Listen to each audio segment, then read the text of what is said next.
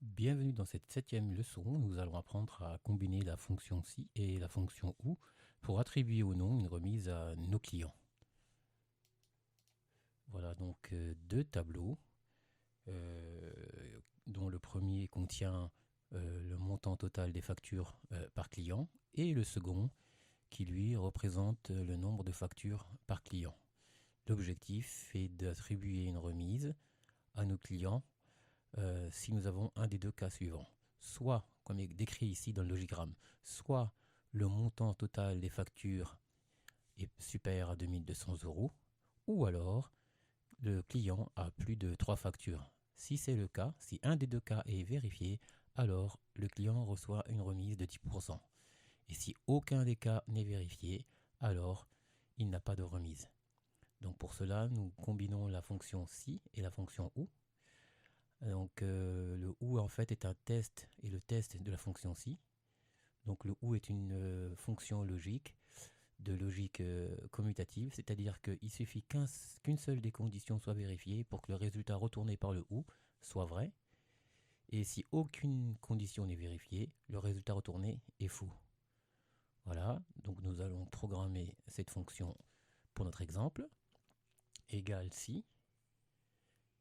Et à l'intérieur du si, nous avons le ou qui lui-même va tester une des deux conditions. Première condition, est-ce que le montant total des factures est supérieur à 2200 euros?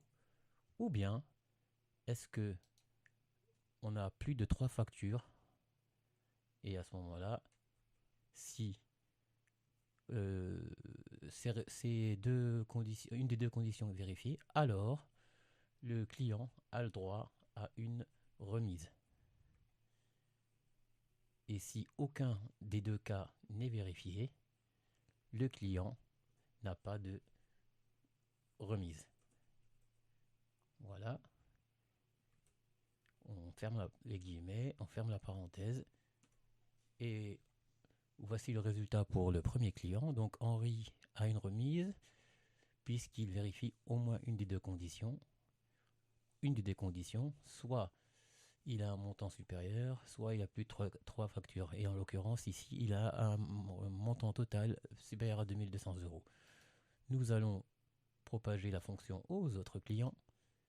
Et un seul client n'a pas de remise, c'est Lina. Pourquoi?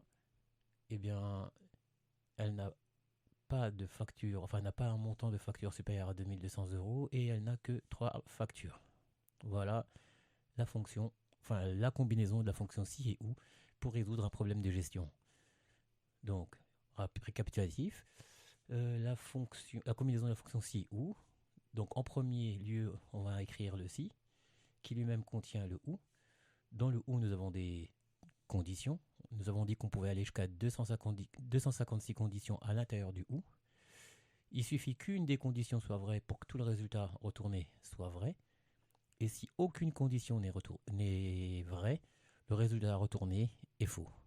Donc voilà la combinaison si ou qui peut rendre des services lors de problèmes de gestion. Voilà, si vous avez aimé cette vidéo, n'hésitez pas à liker, à commenter et surtout à vous abonner. Et je vous dis à la prochaine leçon.